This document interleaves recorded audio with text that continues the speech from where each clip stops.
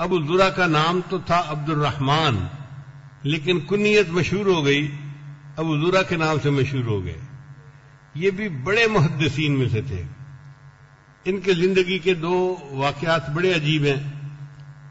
ان کا ایک طالب علم تھا جس کی شادی ہوئی، اور شادی کے ابتدائی دنوں میں میاں بیوی کی یہی چاہت ہوتی ہے کہ آپس میں جتنا ٹائم اکٹھا گزرے اتنا بہتر ہے۔ یہ طالب علم بیوی کو گھر چھوڑ کے چلا جاتا تھا درس لینے کے لیے۔ اب وہ گھنٹہ 2 گھنٹے انتظار میں رہتی کہ خاوند آئیں گے تو میں ان کے ساتھ مل کے کھانا کھاؤں گی اور بات چیت کروں گی، تو طالب علم کو کبھی آنے جانے میں دیر ہو جاتی تھی۔ ایک دن بیوی انتظار میں تھی اور خاوند کو آنے میں دیر لگ گئی، تو بیوی نے ذرا اکھڑے مزاج میں بات کی، آپ تو چلے جاتے ہیں تو آپ کو تو پیچھے کوئی یاد ہی نہیں ہوتا، سارے مر جاتے ہیں آپ کے لیے۔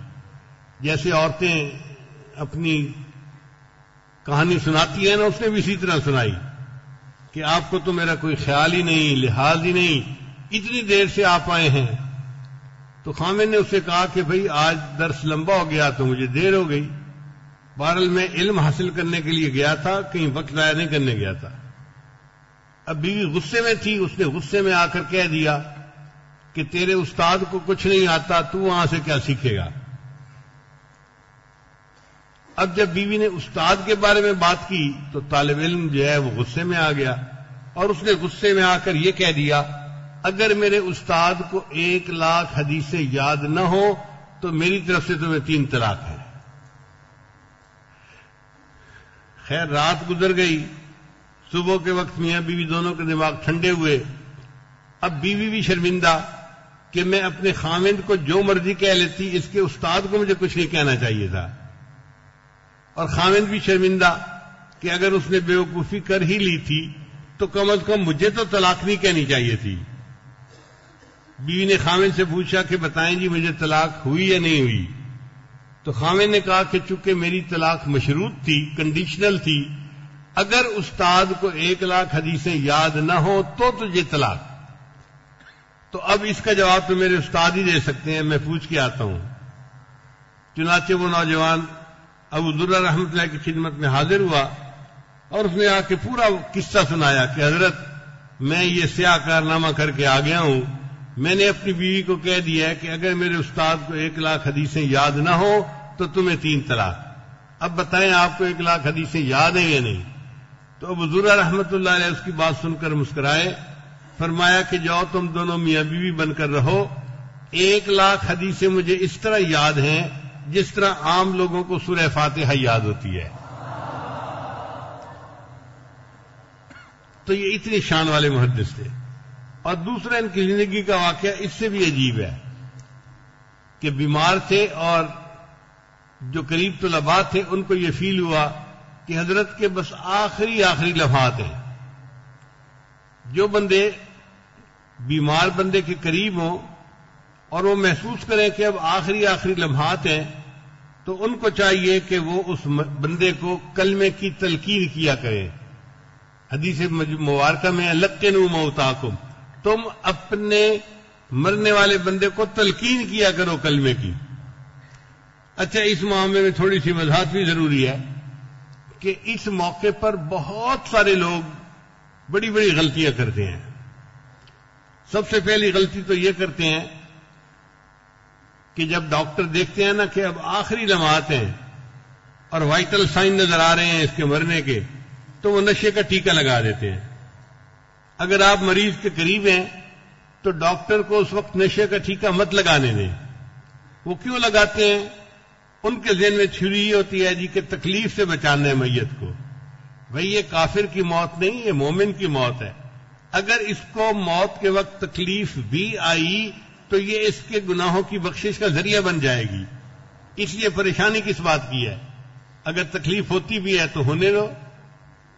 تو ایک تو جو اوپر والے ہیں وہ ڈاکٹروں پر نظر رکھیں کہ آ کے کہیں نشے کا ٹیکہ نہ لگا دیں۔ جب نشے کا ٹیکہ لگا دیتے ہیں تو وہ بندہ پھر کلمہ پڑھے بغیر دنیا سے چلا جاتا ہے۔ کتنی بڑی محرومی ہے۔ ایک تو اس بات کا خیال رکھیں، اور دوسرا یہ کہ جب لوگ اوپر والے دیکھتے ہیں نا کہ مریض آنکھوں کو بند کر کے چپ کر کے پڑا ہوا ہے تو یہ چھوٹے چھوٹے بچوں کو لے کے آ جاتے ہیں، ابا جی ذرا آنکھیں کھولو نا، دیکھو آپ کے سامنے کون آیا ہے۔ بھئی ساری عمر تو اس نے پہچانا ان کو، اب موت کا وقت ہے، اللہ کو پہچاننے کا وقت ہے، اس کو ڈسٹرب نہ کریں۔ کبھی بیٹی سامنے آتی ہے، کبھی ماں آتی ہے، کبھی بیوی آتی ہے، اچھا بتائیں میں کون ہوں؟ بھائی اس کو یکسوئی کے ساتھ، انابت اللہ کے ساتھ اپنے اللہ کے حضور پیش ہونے دیں، اس موقع پہ اس کو ڈسٹرب نہ کریں، تو یہ غلطی بھی نہ کریں۔ ایسے موقع پہ اگر آپ محسوس کریں کہ یہ بندہ یکسوئی کے ساتھ چپ کر کے پڑا ہے، تو بس اللہ سے دعا مانگیں کہ اللہ ایمان کی سلامتی کے ساتھ یہ اس دنیا سے چلے جائیں، اور اس وقت ان کو یہ نہ کہیں کہ یہ پہچانو کون ہے اور یہ پہچانو کون ہے۔ کلمے کی تلقین کیسے کرنی چاہیے؟ بعض لوگ زبان سے کہہ دیتے ہیں اس بندے کو، ابا جی کلمہ پڑھو نا، بھائی جان کلمہ پڑھ لو، امی کلمہ پڑھ لو، ایسے نہیں کہنا چاہیے۔ معلوم نہیں وہ کس حال میں ہے، اگر اس نے جواب میں سر ہلا دیا انکار میں تو پھر کیا بنے گا؟ شریعت کتنی خوبصورت ہے، شریعت نے کہا کہ تلقین یہ ہے کہ آپ خود اونچا کلمہ پڑھیں، جب آپ پڑھیں گے تو اس بندے کو یاد آ جائے گا کہ مجھے کلمہ پڑھنا ہے، اس کو تلقین کہتے ہیں۔ تو جو قریب لوگ ہیں وہ خود اونچی آواز سے کلمہ پڑھیں تاکہ اس آواز کو سن کر اس بندے کو یاد آ جائے کہ مجھے بھی کلمہ پڑھنا تھا، اس کو تلقین کہتے ہیں۔ اب طلباء چاہتے تھے کہ حضرت کے سامنے کلمہ پڑھیں، مگر اس میں ادب مانے تھا۔ طلباء نے سوچا کہ ساری زندگی تو ہم نے ایمان اپنے استاد سے سیکھا، اب اس وقت میں استاد کو ہم کلمے کی تلقین کریں تو یہ اچھا نہیں لگتا، تو پھر کیا کریں؟ اللہ نے ان کے دل میں ڈالا کہ جس حدیث مبارکہ میں کلمہ کو پڑھنے کا حکم ہے نا، ہم استاد کو وہ سبق سنا دیتے ہیں، ہم سبق سنائیں گے، استاد کو یاد بھی آ جائے گا کہ مجھے کلمہ پڑھنا ہے۔ چنانچہ انہوں نے حدیث مبارکہ پڑھنی شروع کر دی، ان فلاں ان فلاں ان فلاں۔ جب 2-3 راویوں کے نام لیے تو استاد پہچان گئے کہ یہ کون سی حدیث پڑھنا چاہتے ہیں۔ چنانچہ ابو ذر رحمۃ اللہ علیہ نے ان طلباء کے ساتھ خود بھی حدیث پڑھنی شروع کر دی۔ جب انہوں نے خود حدیث پڑھنی شروع کر دی تو انہوں نے حدیث کا متن پڑھا، من کان آخر کلامہ لا الہ الا اللہ دخل الجنہ، کہ جس بندے کا زندگی میں آخری کلام لا الہ الا اللہ ہوگا وہ جنت میں داخل ہو جائے گا۔ تو کتابوں میں لکھا ہے کہ جب انہوں نے پڑھا نا من کان آخر کلامہ لا الہ الا اللہ، اتنا پڑھنے کے بعد ان کی روح پرواز کر گئی اور وہ پریکٹیکلی جنت کے اندر داخل ہو گئے۔